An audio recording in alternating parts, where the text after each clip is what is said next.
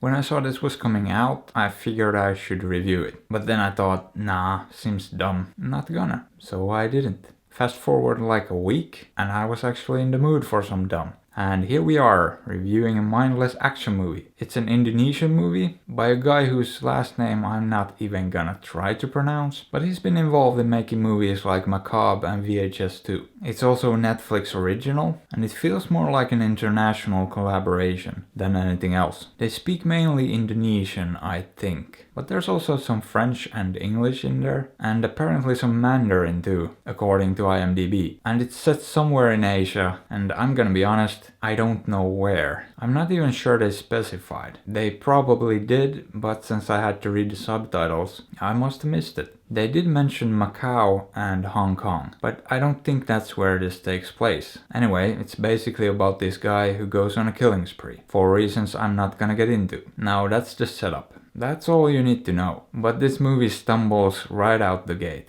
It gives you some spiel about something something triad, something something drug cartel, something something smuggling. Basically a bunch of expositional text that I thought would be important, but turns out it's not. And then it gets into the actual movie, and the setup is still super convoluted and difficult to follow. Now the basic premise and the story here is really simple, but it somehow manages to make that seem way more complicated and confusing than it actually is. Like the setup to a movie, any movie, needs to be really clear and simple. You can do whatever you want with the plot later, but the setup needs to be crystal clear, and this just wasn't. So I spent way too much time trying to figure out who was who and what was actually going on, when it's all really simple and straightforward. But somehow they managed to make it very unclear in the beginning. Now with that out of the way, I could actually start to enjoy the movie. And it's essentially an ultra-violent kicky punch movie. That's what I expected, and that's exactly what I got. It's super violent and super gory, and the plot is exactly as paper thin as you'd think. But the action is extremely well done and delivers pretty much what you'd want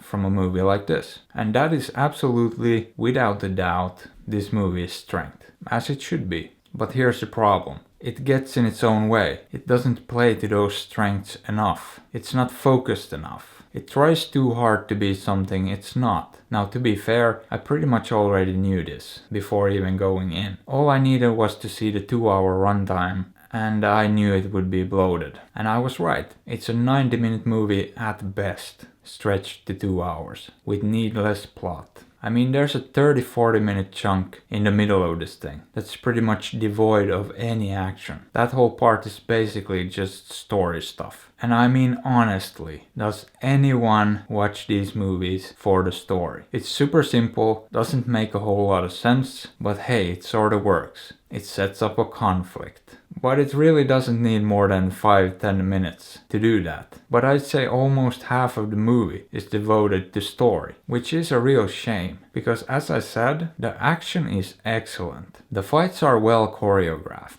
A lot of it is very well shot. There's some cool and creative shots in this that just made me smile. I mean, it just goes all out with the action. And it's one of these movies where you just need to suspend your disbelief and go with it. And it has a bunch of over-the-top characters too, like the crazy uncle, or the generic boss guy from basically every Asian gangster movie ever, or the girl that's straight out of Kill Bill. And it's a lot of fun. And I don't really have any complaints about the action, except for the final showdown. I mean, it's two guys fighting for like 15 minutes straight. No henchmen, no nothing. Just two guys beating each other up for 15 minutes. That was a bit much, even in a movie like this. It got kinda boring, to be honest. But overall, I thoroughly enjoyed the action in this. It was great. And there's a lot of it in this. But as a whole, there was just too much boring stuff. And I genuinely think you could easily edit this down to 90 minutes without losing anything.